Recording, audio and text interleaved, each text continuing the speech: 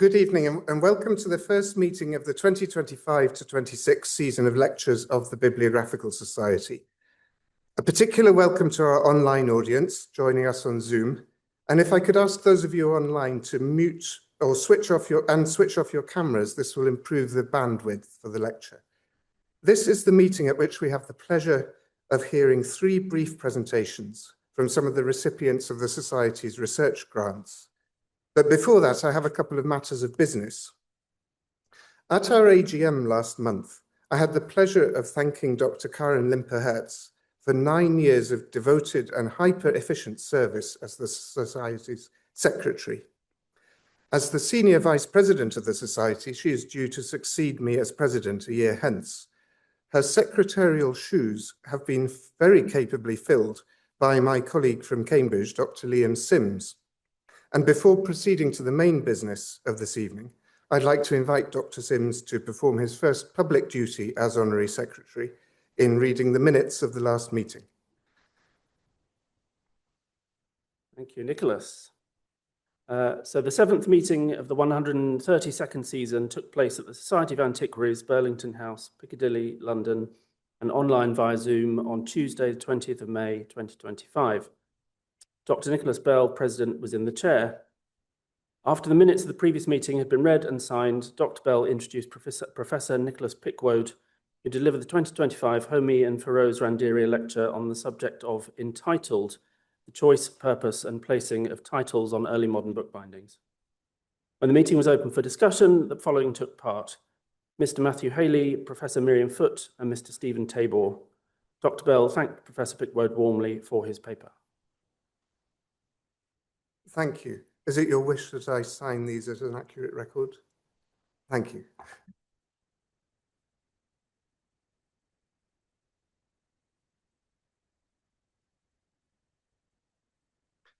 Thank you. That lecture seems a long time ago now, and in fact, a great deal has happened in the Society over the summer, including the institution of a new membership database. All the members present today in person and online should have received an email yesterday inviting you to register on that system. And I hope that, I know that many of you already have, but those of you who haven't, perhaps you could look at that email again in due course. Before introducing this evening's speakers, I have a very great honor to discharge, which is to present the Society's Gold Medal. It was only after the Bibliographical Society was well established for almost 40 years that its council decided from time to time to award a gold medal for distinguished services to bibliography to individuals who have made an outstanding contribution to the development of the subject and to the furtherance of the Society's aims. 5 medals were awarded in the first year, 1929, to some unquestionably distinguished names. But since that date, awards have been very intermittent, and the medal I have in my hand today is only the 48th to be struck. I'm delighted to say that it was a unanimous decision of the Council at its meeting in July, at which Dr. David Shaw was not present, I should add, that this medal should be awarded to Dr. David Shaw. David Shaw was for many years senior lecturer in French at the University of Kent. That was the day job, at least, and he remains honorary senior research fellow there. But to many of us in this room, he will be best known as editor-in-chief of the Cathedral Library's catalogue, one of the major projects to have been published by this society. David's contribution to that project over several decades has been multifarious and has depended on a wide knowledge of publishing history across many centuries and across the whole of Europe, but also on his pioneering use of computers, first to catalogue and typeset the printed volumes of the catalogue, and then in amalgamating its data into other larger catalogues, such as ESTC. For this work, David received the highest honour in the Church of England, for a layman at least, when he was awarded the Lambeth Doctorate of Letters by Archbishop Rowan Williams in 2004. David's work on the technological side has hugely benefited the Bibliographical Society in other ways too. When I first started attending its committee meetings 20 years ago, It was David who was arguing for a move towards making as many of our publications as possible available in online formats, and evangelizing for the conversion of previously dense printed catalogues into browsable databases which could enable access to the contents of these works in new ways. As editor of electronic publications, a position which he invented, David has turned the Society's website into an invaluable resource, which I know several of you in this room depend on every day for your own research. David has served the Society in many different ways for many decades, including as president in 2002 to 2004. But David's scholarship extends far beyond the confines of the UK or the administration of the Bibliographical Society. He is very highly respected in many branches of continental bibliography. His study of the Calvinist Hellenist Johann Senf, co-authored with his successor as president, our late and dear colleague John Flood, remains the primary work on this intriguing character. David's involvement with the Consortium of European Research Libraries has included the editing of many, many volumes of proceedings of its research meetings.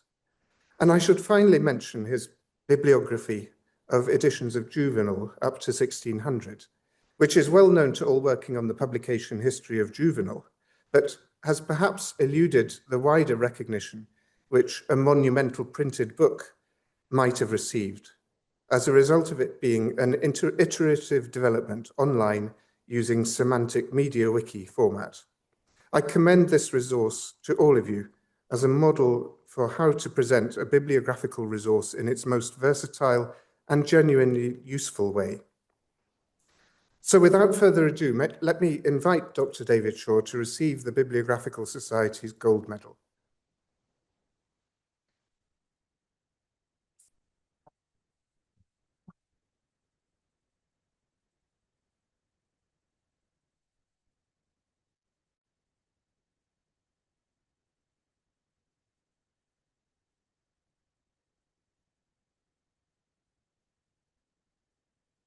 Thank you, Mr. President.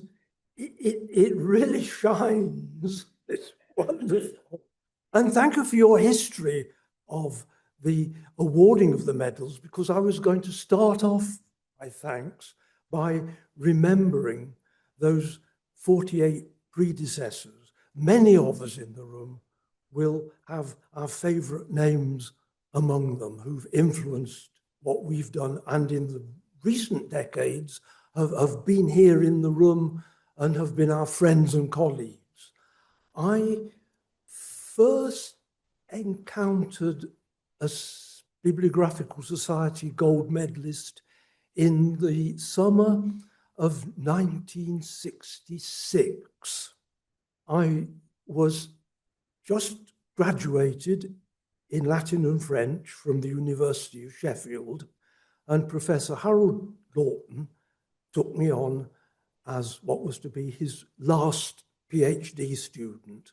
And at the first research supervision we had that summer, one of the tasks he set me was to read Maquero's Introduction to Bibliography for Literary Students.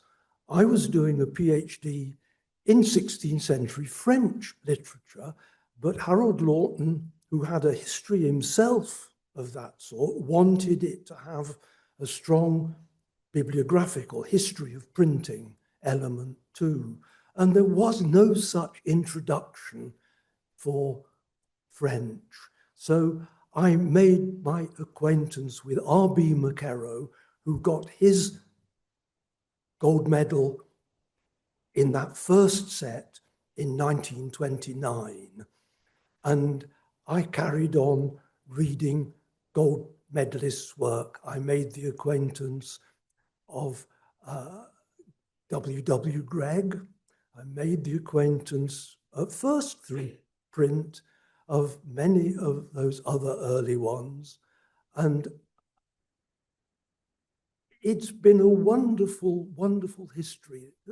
It's worth a look at that list of people and see who among them you particularly have drawn inspiration from or help from. I'd like to mention three in particular. Robin Alston, who supported me in my early computer database work in bibliography. Lotte Hellinger, who helped through her work on the ISTC database. And lastly, and by no means least, my late friend and patron at the British Library, Dr. Dennis Rhodes, who I wish he'd survived long enough to be here tonight. I think he would have been 99 if he had, but I miss him and his advice and help. Mr. President, it's a great honor that you've done me. I was awfully pleased to receive that D.Lit from Rowan Williams in a nice Latin ceremony in his private chapel at Lambeth Palace, which was great fun. And I enjoyed and worked hard at being president of the Society 20 and more years ago, but this, I think, is something extraordinarily special in addition to those. Thank you and your colleagues on the council very much indeed.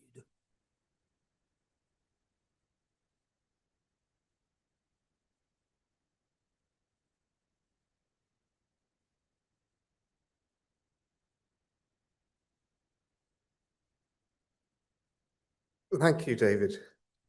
Now, without delay, let us move on to our speakers this evening.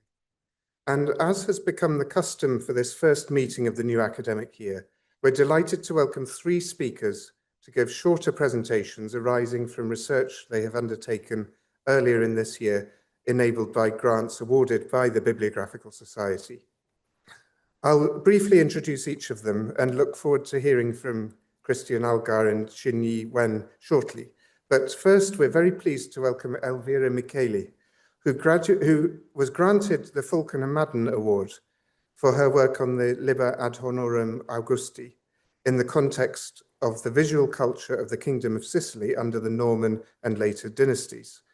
Elvira will soon defend a D.Phil at Oxford's Faculty of Asian and Middle Eastern Studies, where she arrived after earning master's degrees in art history from the University of Bologna and from Johns Hopkins University. So please will you welcome Elvira Miceli to the lecture.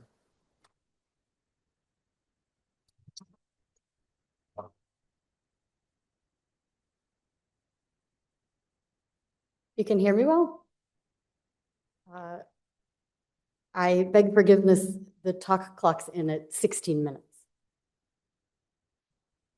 So without further ado, thanks to a Falcon or Madden Award from the Bibliographical Society, I had the distinct misfortune this summer of spending a 3-week research period here at an active 1,000-year-old monastery just inland from the Amalfi Coast. The beauty of the site, which occupies the southern limit of the present municipality of Cava de Tirreni, is poorly conveyed by static imagery, so I hope you will forgive the vertiginous footage.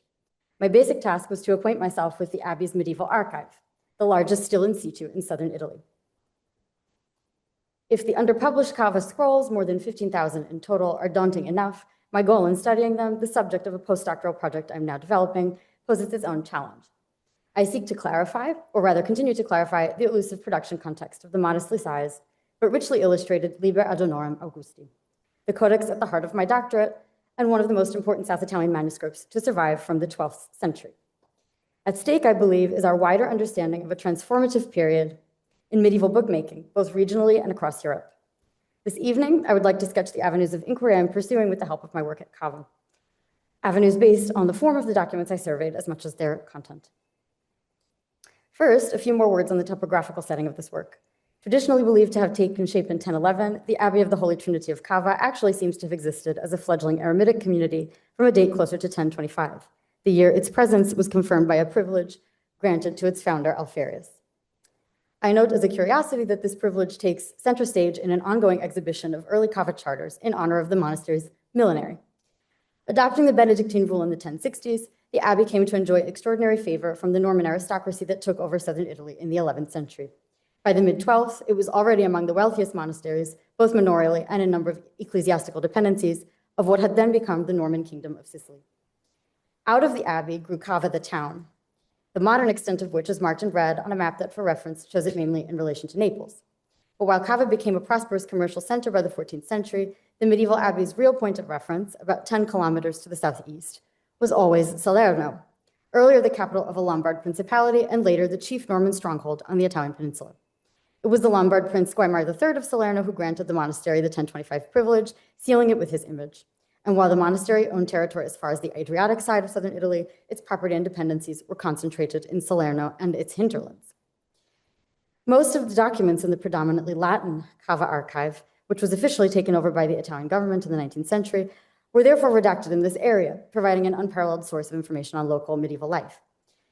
These include scrolls that originally belonged to older dependencies of the abbey and significantly predated, like the earliest document held at Cava, the attestation of a marriage gift written in 792 and shown here at my erstwhile post in the reading room. Such workaday scrolls, mostly witnesses to land-related transactions and on the whole less prone to forgery than other Cava documents, are organized chronologically in a sector of the Cava filing system known as the private archive, of which you see an open drawer in the 18th century file room. My focus on my trip was on these scrolls, especially on a sample of the 5,600 or so that date to the 12th and 13th centuries.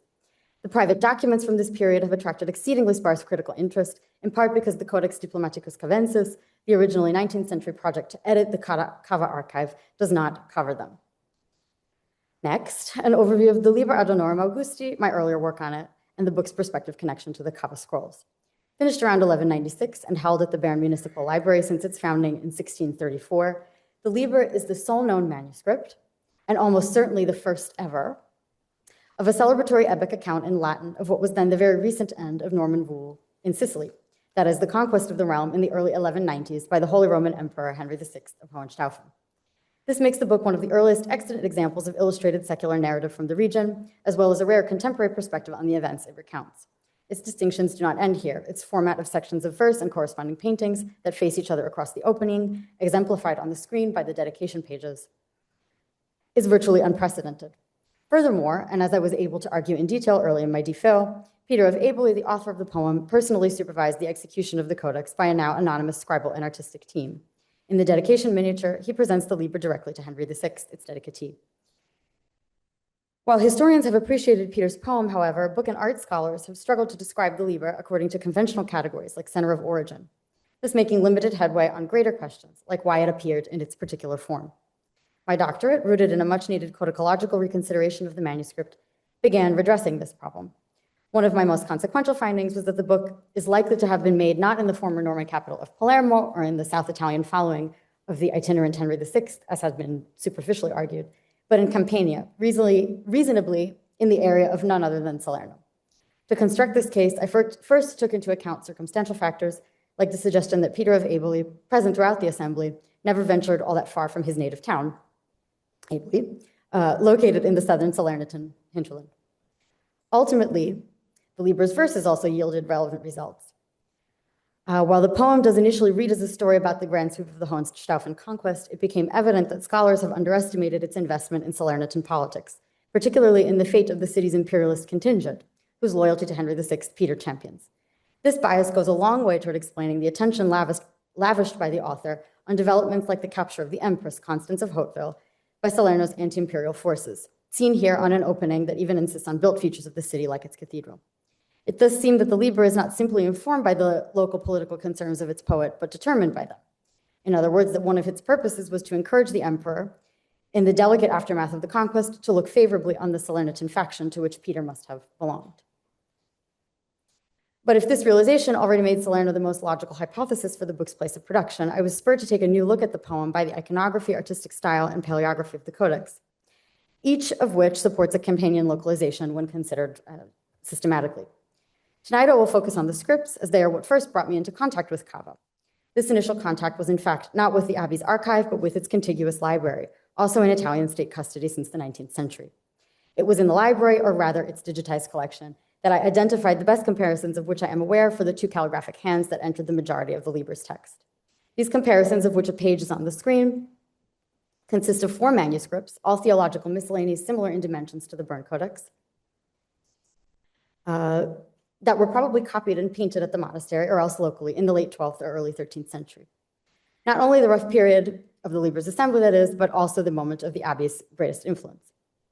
Alongside the Bern Codex, the 4 books partake of a complex transformation in medieval Latin script styles that is today identified as Gothic, closely tied in southern Italy to the importation of northern European writing models by the Normans.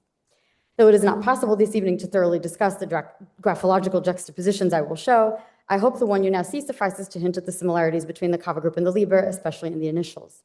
I was drawn above all to the ways in which the Cava codices, and thus the Liber, retain traces of Beneventan, the set of scripts characteristic of continental southern Italy, preeminently Campania, before Gothic trends phased it out by the later Middle Ages.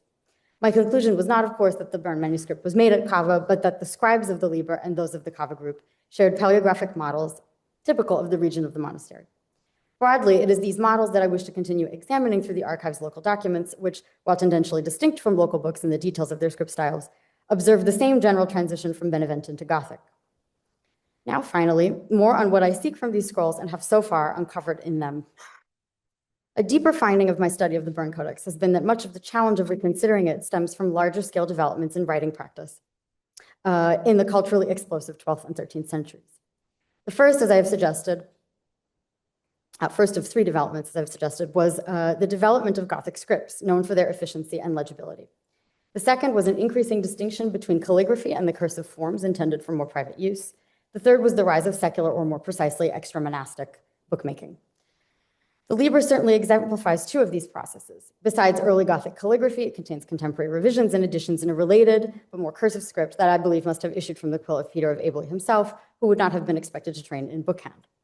The longest edition appears on the opening from the imprisonment of Empress Constance that you saw earlier. What more, because Peter, the book's head maker, was a cleric, but not a monk, the Liber also seems to be early evidence of the secular production of painted manuscripts in southern Italy, reasonably by teams assembled for individual projects rather than organized workshops. Salerno is an intriguing candidate for such activity, given factors like its much debated role as a leading Western medieval center of medical learning, a milieu with which, judging by the Liber, Peter himself seems to have been acquainted. In light of all this, I wish to compare the Liber's paleography as a whole to Cava documents redacted in and near Salerno in the years around the assembly of the manuscript. Facilitating the task, though only in the most basic sense, is that with respect to books, these documents refer more systematically to their place and date of redaction. I am interested, for instance, in whether or not contemporary local diplomatic scripts preserve Beneventan features similar to those retained by the bookhands of the Liber, in the distribution of more calligraphic and more cursive scripts in the Cava scrolls, and in the relationship of all these Cava scripts to Peter's orthography. The point is not only to further test my attribution of the book, but also to learn more about the social environment in which it was made.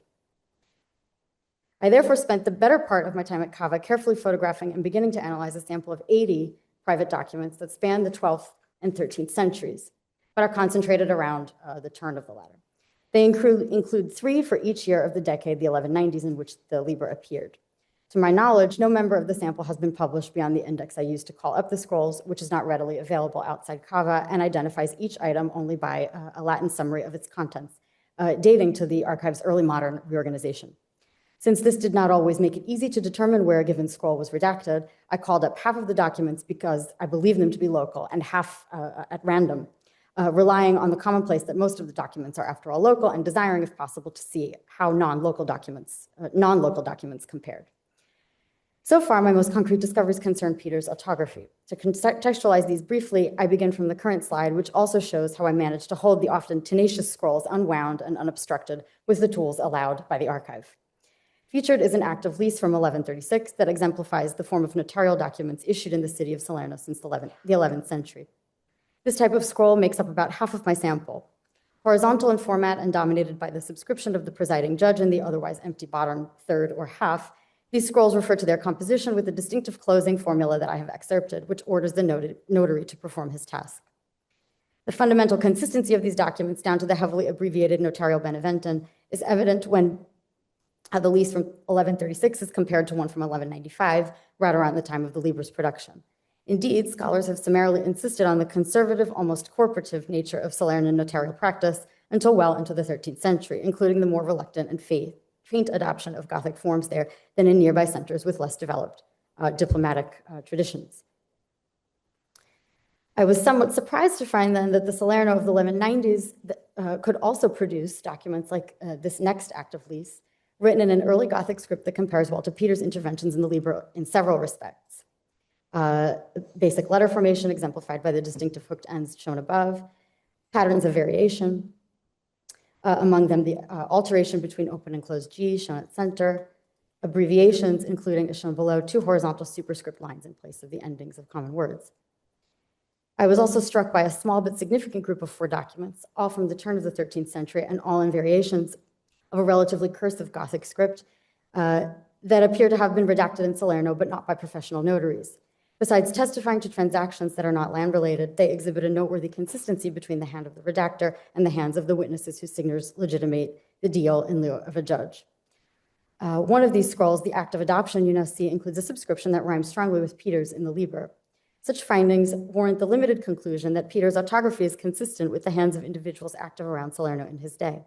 As is perhaps to be expected, however, more questions are raised than answered for now, especially given my limited sample size. Does, for example, the relatively literate and graphically dynamic lay society suggested by the Cava documents, one in which a figure like Peter easily fits, strengthen the case that the Liber was produced in lay Salerno? Clearly, my work remains cut out for me. Thank you.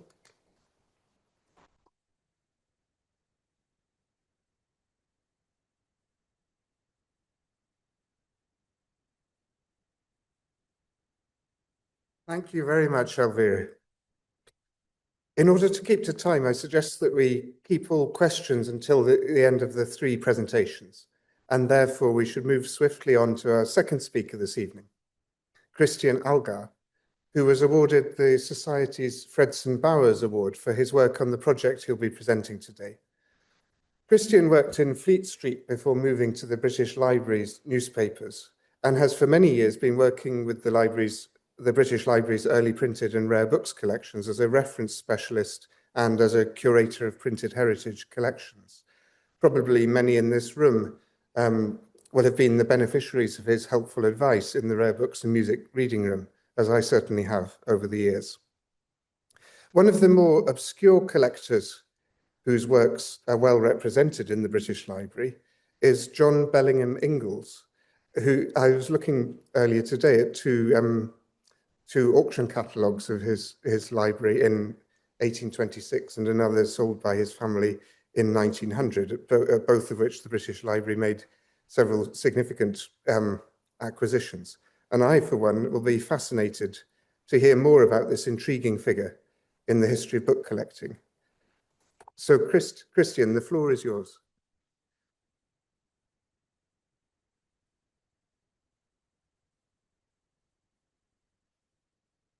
Well, thank you, Mr. President. That's when I can tick off my bucket list, thanking a president. I just need to get my notes, excuse me.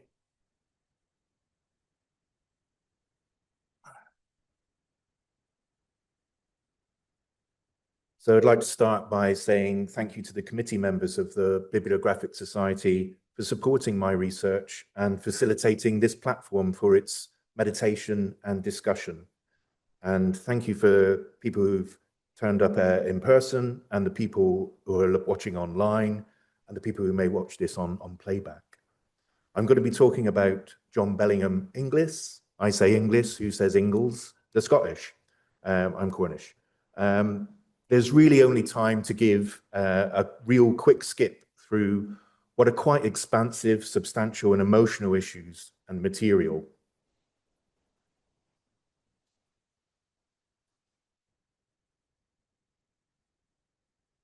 Inglis formed an amazing library.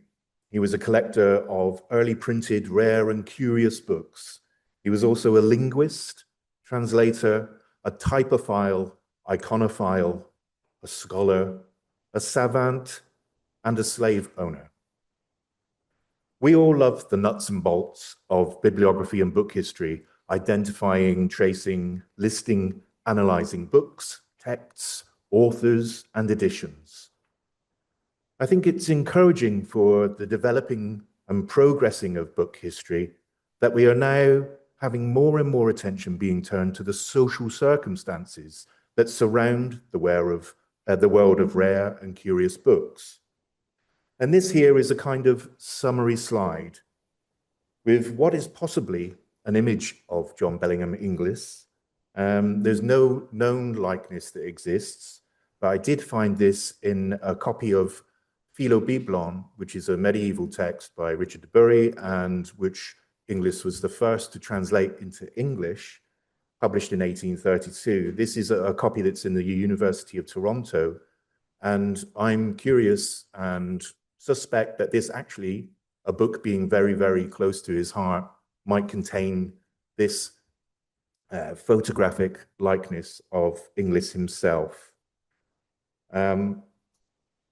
We can also see a familiar library environment of books and readers here, alongside a scene of enslaved people undertaking coerced labor, not such a familiar accompaniment for the books. Our collections, the collectors, our readers, and our reading rooms are not isolated from or unconnected to material realities around the very production and formation of these cultural riches. The wealth of the collector I study came from merchant dealings through Inglis and Ellis and Co. They had their roots in North American fur trade and from land owned on several Caribbean islands, from money made from the transatlantic plantation system, from goods produced by enslaved Africans. I think we must look at what this can mean for book historians and cultural and heritage institutions, for their users and audiences, for the general public, and for the descendants of the enslaved and the people affected most by its continuing legacy of racism. What are the implications of all this in general, and more specifically for the world of rare books? What could and should be done about this? Beyond the nuts and bolts, my research seeks to consider these emotionally charged, complex, and challenging realities. Looking at figures like John Bellingham Inglis and his collection can give us a kind of micro-history of Britain's slave trade and wealth, a granular look at how his wealth was used and how it enriched British lives and society. And this is unquestionably an important aspect of how we look at our past and what it is we have with us now. Some may question if anything can be done, yet there are many who believe something can and should be done. My research first set out to look at Inglis's books that I could find dispersed at the British Library's collections. I became fascinated by some of their particular features, and then the predictable mission creep set in. I began looking at reassembling his books through their wider dispersal. Before giving an impression of the scale of the collection, here's a visual that gives some idea of the focus of the books that Inglis collected.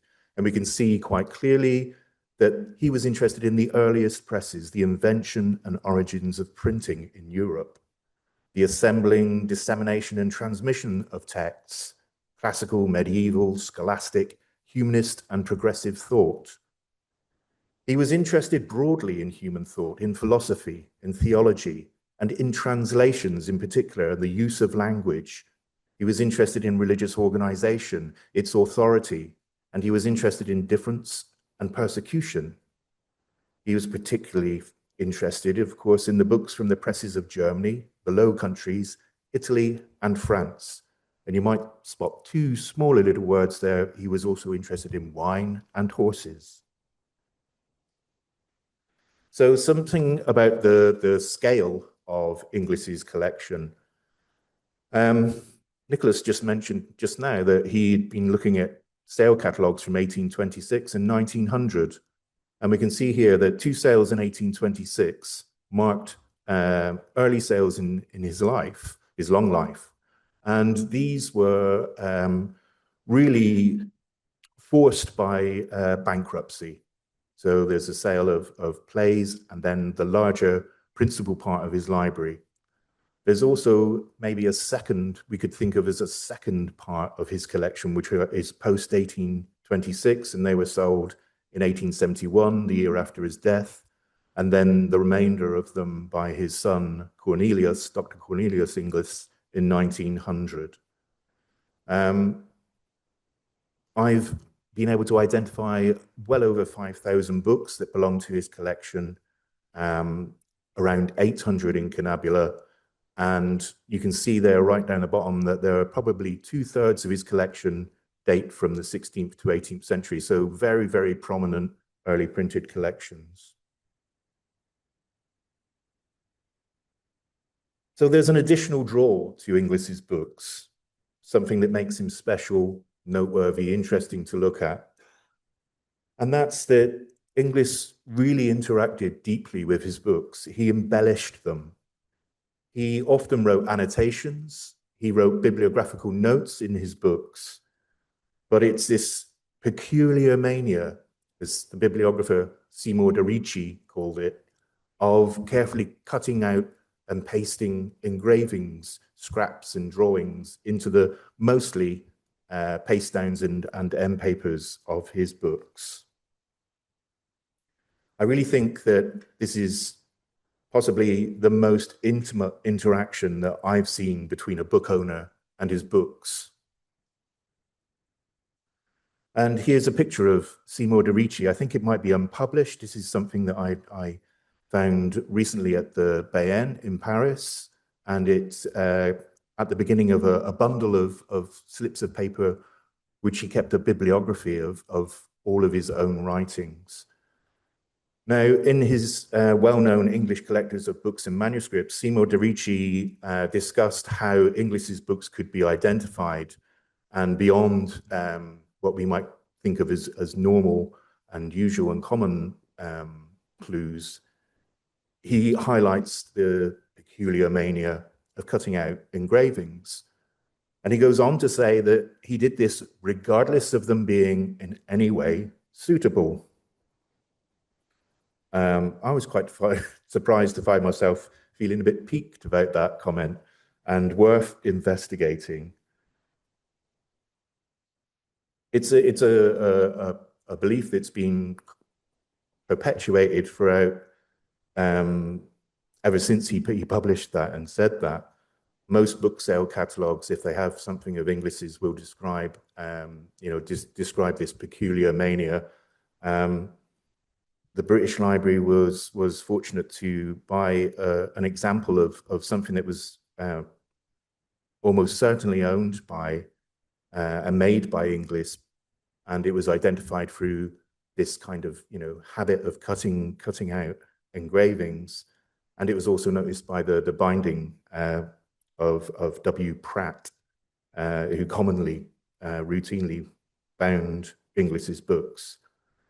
A very recent booksellers catalogue, which offered a book by Inglis, mentioned this peculiar mania, and went on to say, thankfully, not in this copy, which made me laugh. So the task for me was to assemble a corpus of these books to maybe test de Ricci's assessment. And you can see here that this is from way back in 2011. This is on Flickr, and this is an item from the University of Pennsylvania's libraries. And someone says it would perhaps be of interest to determine whether these cutouts bear any relationship to the work they are inserted. So here's a summary of the work that I did with the books that I found at the British Library. They're not systematically recorded in terms of provenance, so it involves some work trying to assemble them together. And you can see there some kind of breakdown. There are over 300 books. 100 of those have the distinctive trademark embellishments of Inglis.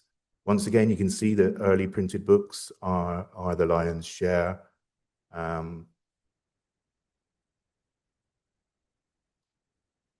I also paid particular attention to the incunabula and block books. Inglis had a couple of important block books from the Low Countries he was keenly interested in the origins of the old discussion between printing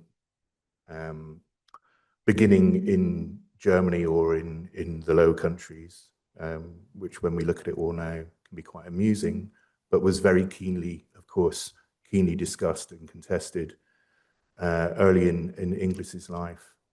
So I've traced, it says 799 here, but I've actually found another one just the other day. So it's 800, and 164 of those are, to use a term that Stephen Tabor from the Huntington Library coined, Inglicized, which I quite like because there's no precise term for exactly what John Bellingham Inglis has done. But you can see some of the other information there, like unique copies. He had 18 unique incunabula, a large number of copies with 5 or fewer copies extant. So that was the British Library, and so much for the British Library. And of course, the inevitable mission creep set in. I've said that he's quite widely known. Obviously, De Ricci's book, publicized, made common knowledge what Inglis was doing with his books. But it's also curious that there's really not, was surprisingly little published on him in his books. And I kind of sensed that there was a need for a fuller reconstruction and a closer study of his books and the collector. So obviously reassembly can never be anything like complete. So this is all ongoing work. But I started to expand my spreadsheets to include copies that I could trace and find in other libraries. I was recording the bibliographic details, when they were sold, the prices realized, the provenance trails, special features, noteworthy connections, etc., etc. For the incunabula, I was recording the authors, the printers, the press locations, because there's all sorts that we can learn from that information. I've traced now books from Inglis's collections to around 80 libraries. And these are public libraries, private libraries, very international around the world. And it makes me think about the spread. We all think obviously about the journeys and the spread of books. There's a common phrase in bibliography and book history called book in hand. When you catalog, hopefully book in hand. And that phrase always makes me think about, well, whose hands? Whose hands are these books in? Whose hands have they been in? And this list and the names on there makes me consider the extent of the elite access to these books. And it makes me think about the nature of the world of rare books. And we now know that we're beginning to some extent widen the access. Very crudely, we talk about the democratization of our collections that we are so attached to. We see the need for more and different eyes, for different hearts and minds to give consideration to these books. And of course, the book trade have propelled these books all around the world. And just before I move on, there's one other holding that's noteworthy, and that's the Bottom of the Sea, because sadly, one book did go down with Harry Widner on the Titanic, and it was one of 4 copies, so there now are only 3 copies of that book left. So one of my plans is to develop a digital resource where we can reconstruct not only the details of the books, but also record these embellishments. I would say something akin to Sloan database of printed books, but that might be some kind of grand ambition. But I think this could be really interesting for people. People could make it interactive, and people could offer up their thoughts on the semantics, any kind of connections and meanings between these embellishments. So, to help me with the pursuit of the dispersal of these books, I'm, of course, very grateful to the Bibliographical Society for their award. It's enabled me to travel to the Bern in Paris, where the catalogue, the manuscript catalogue of Inglis's library is kept. Interestingly, it was acquired somehow by Seymour de Ricci himself, and Seymour de Ricci's materials, a lot of those ended up in the Bayern shortly after his death, the beginning of the early part of the Second World War. You can see on the right-hand side up there, there's a listing for Philobiblon, which obviously is the book, one of the main books that Inglis translated. And you can see down the right-hand side, there are numerals, and they refer to the shelf marks, the location where his books were kept. It's full of detail, not always the detail you want to help you to try and identify particular copies, but it gives you a real kind of sense, an insight into his methods, the depth of his understanding and knowledge, his interests. There's also some really touching comments about people that he knew in his friendship network, and some very humorous and cutting and taciturn comments too. And just to give you a flavor of one of those, Dibdin, the bibliographer, comes off with many bruises from Inglis's perspective. And this is Dibdin's extended version of typographical antiquities. And you can see that Inglis has said that it would have been more creditable to Mr. Dibdin to have completed this work than to have wasted his time and money upon other things. That is, if he had been at all qualified for such an undertaking. A mania is not the best qualification for authorship. If Mr. Dibdin has any other, it is yet latent. And I'd really need to quickly supplement that with the Roma Mirabilia, which was like a guidebook to Rome, a copy that Dibdin had tried to express his kind of thoughts on. Inglis annotates his entry in his catalogue to it. Mr. Dibdin is of a different opinion, and that is a strong reason in favor of any other person's judgment. Another collection that the Bibliographical Society have helped me look at is this collection of his manuscripts at UCLA. And for various reasons, I was unable to travel there myself. So I'm very grateful to the flexibility of Bibliographical Society and to Professor Stacey Voss, who masqueraded wearing a beard and went there and took some great images for me to study. So thank you for that. And these are 19 volumes with his notes on about 170 works. And I've identified those in his collection, full of detail, very interesting to look at. I'm just going to skip through some of these because I knew that I would get discursive, which is a nice way of saying waffling. I really need to touch on some of these points, and this is what I call the social circumstance around Inglis's books. At the British Library and other libraries, we have a list of named collections, and these are really kind of indexes that preserve and revere the name of previous owners. Well, here's another list with a list of plantations and estates that Inglis and Ellis had ownership or mortgage interests in. And it seems to me that the lost human names, the lost lives behind these named estates are something that give me great pause for and cause for thought. This is a document that's held in the London Metropolitan Archive, and it actually lists, inventories, the names of people on one of the estates that the Inglis family owned.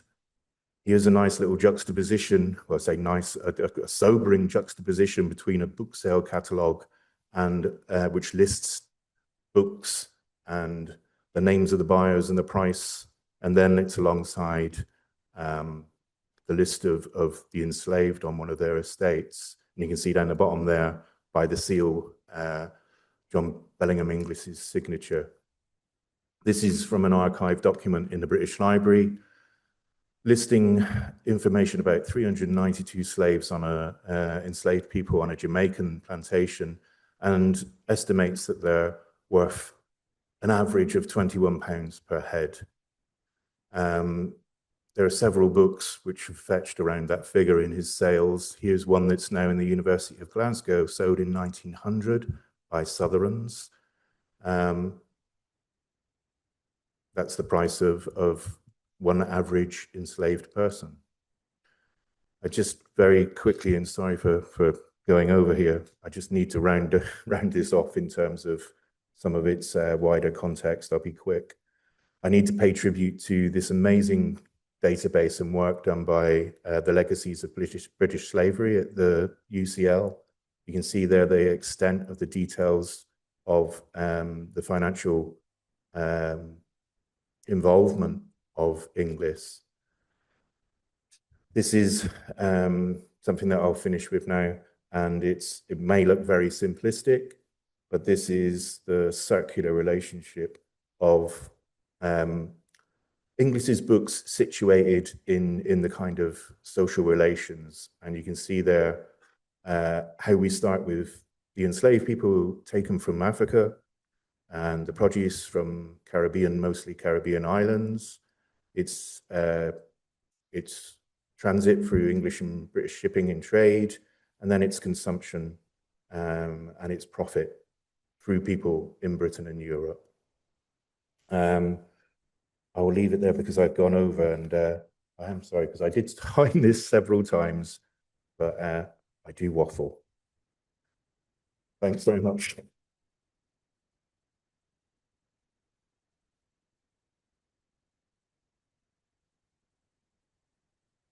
Thank you, Christian. I'll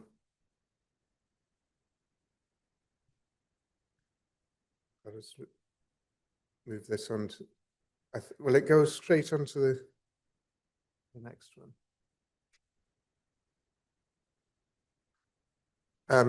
Well, while I'm sorting, oh, thank you.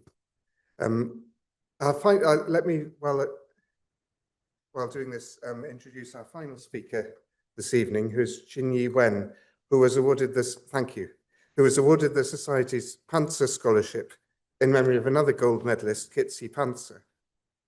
Xinyi Wen is currently a Francis Yates long-term fellow at the Warburg Institute, and she completed her PhD at the Department of the History and Philosophy of Science at the University of Cambridge earlier this year.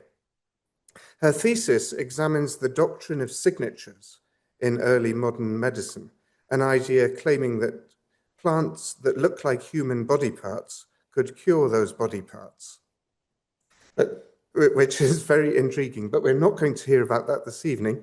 Instead, she'll be taking a slightly different angle by looking at extra illustration of early modern natural history publications. So Xinyi, please come to the...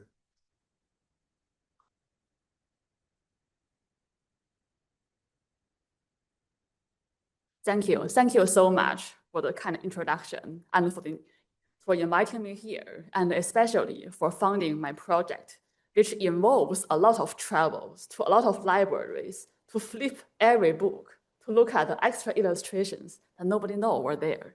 So thank you so much. So my project is about extra illustrations. For this, I think it's important to discuss beforehand. What is extra illustration? And when is extra illustration? And I'm going to discuss it through two examples. One example here is extra illustration done by a 19th century woman, a naturalist called Catherine Strickland. She was the illustrator of her husband's book on dodos.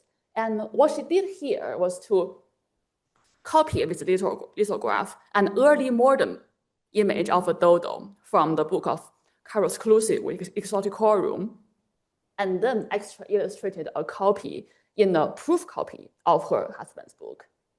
We can see this doing something that many of you will recognize as a very typical extra illustration, which involves adding an extra page into a book and mounting a small image right in the center. And right next to that, we also have this much earlier 17th century extra illustration, which is done by a Dutch painter called Adriaan van der Weyden, and did the same thing next to the same image in the same book by Carolus Clusius. And what he did here was he made a drawing, obviously, himself of a living dodo that he has seen in Amsterdam. And then he simply decided to paste this little drawing next to this page by Carlos Clusius. So we can see that two people, 2 centuries apart, are engaging with the same image of dodos through a very similar method, extra illustration. And they are both my topics today. So my question here is, between Adrian van der Ven and Catherine Strickland, what happened with early modern extra illustration? And I'm going to argue that 3 things happened. First is the migration of images of natures moving across temporal, geographical, and gender boundaries. And then there's also the accumulation of images when books become thicker and become like strata as repositories of overloaded images of nature. And then there's alteration through the repeated printing processes from when images transferred from woodcuts to engravings to lithographs. Every image of nature became an internal work in progress, and they're repeatedly printed, proofread, and revised. And the evidence of all this are in extra illustrations. And I'm going to show this by 3 examples.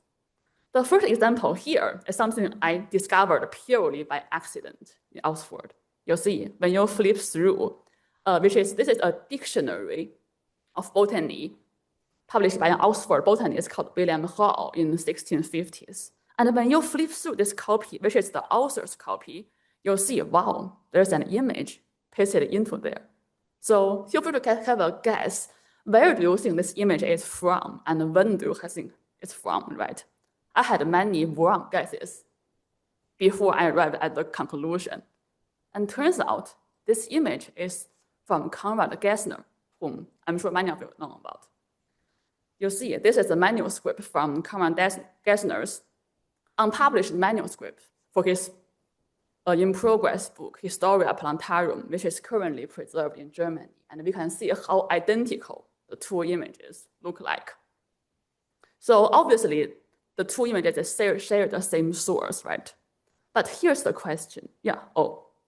And there's even more images all from Gessner's manuscripts, which are in the line below. And you can see this William Hall is even cutting through the images, much like what Inglis did, right?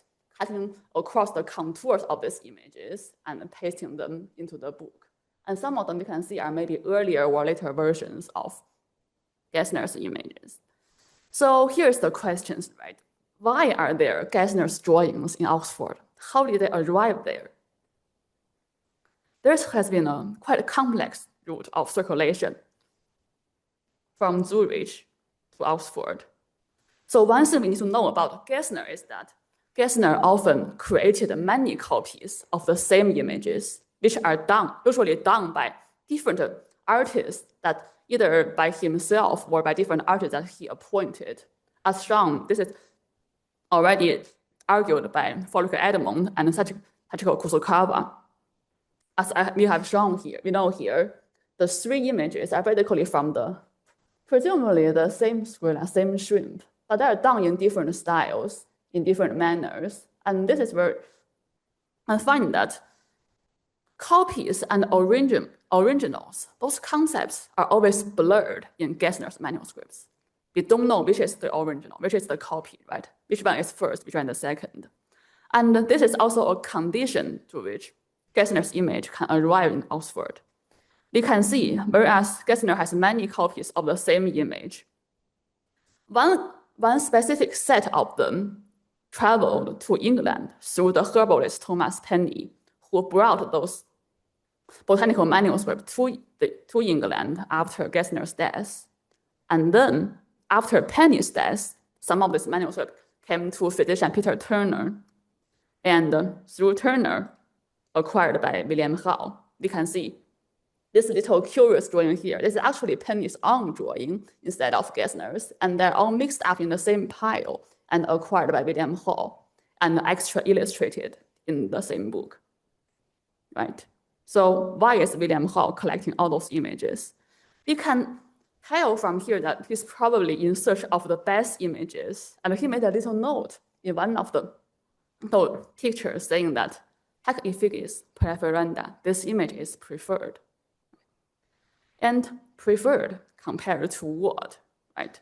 There is a problem in William Hall's hand that many people noticed, whereas botanical images are proliferating, and there are so many of them, but they're all copying from each other. Like Hall said in this line in his Phytologia, right? All the authors like Clusius, Dodo, and Sierra Parkinson, they're all copying and presenting incomplete images and distorted images from Lobel. This point is made by Jessie Chen's article, A Woodblock's Career, where she had shown that how those woodblocks themselves are repeatedly copied by different botanists across different works, which end up with a lot of different botanical books with the same illustrations.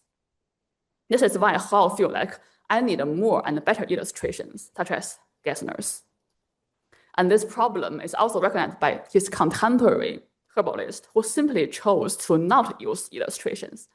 Like this one, who is Hall's colleague in Oxford, called William Coles, who wrote a medical herbal called Adam in Eden, or Nature's Paradise, where he arranged every single plant according to God's signature imprinted on them. And by signature, he means the resemblance between the plant and the body part.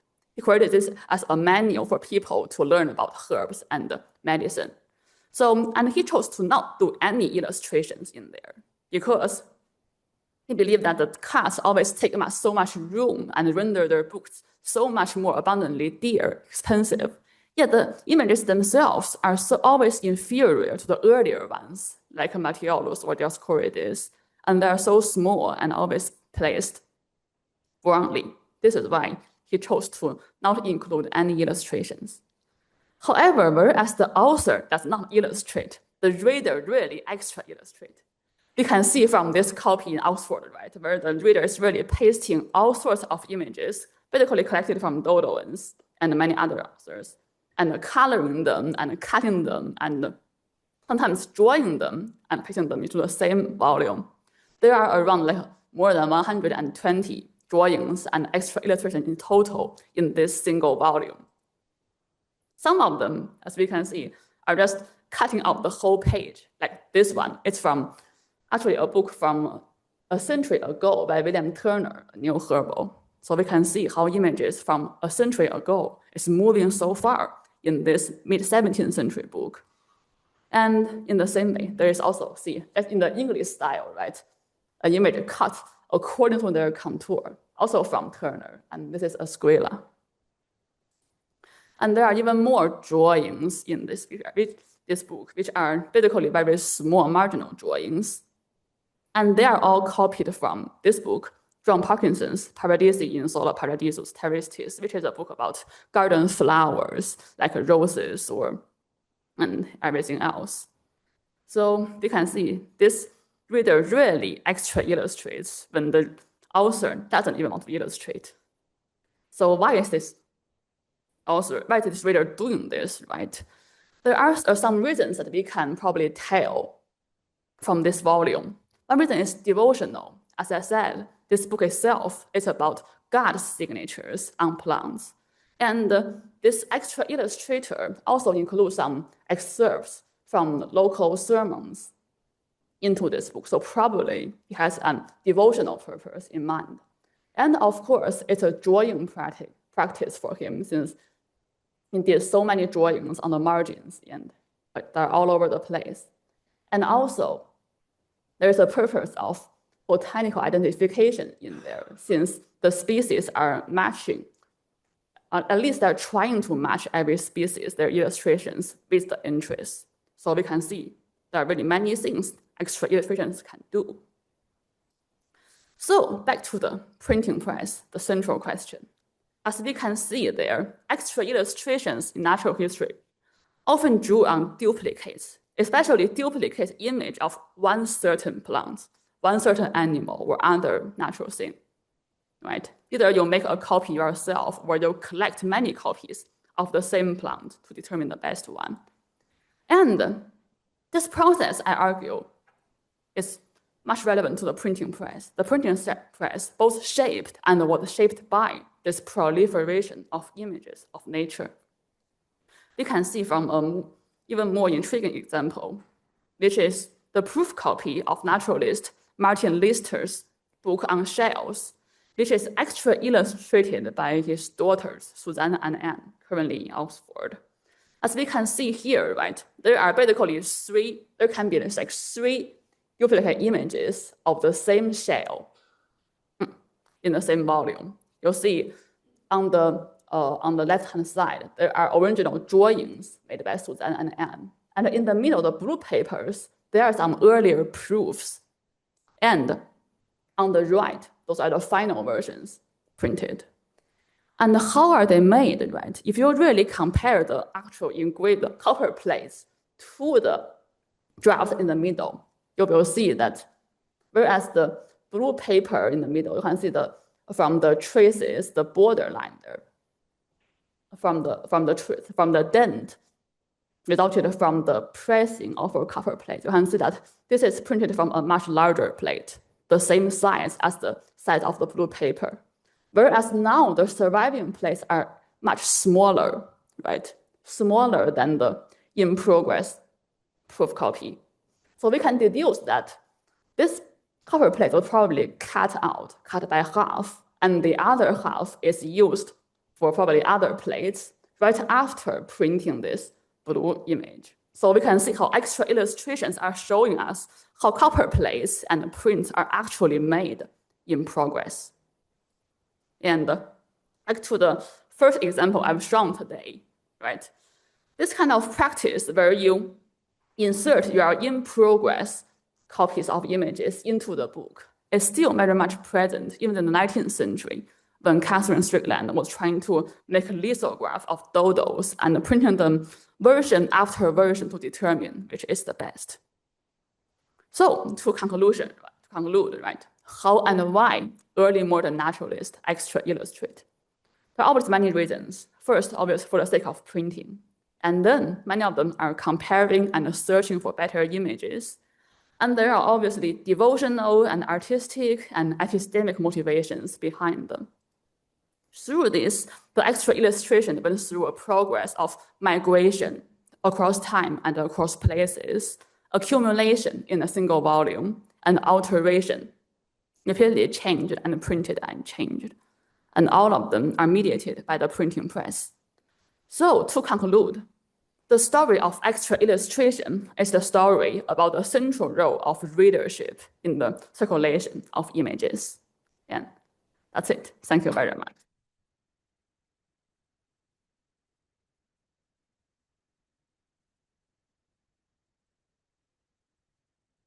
Thank you to all three of our speakers for three really fascinating presentations with at least a few connections between the second and third. I'm trying to find ways of bringing the first into the discussion as well.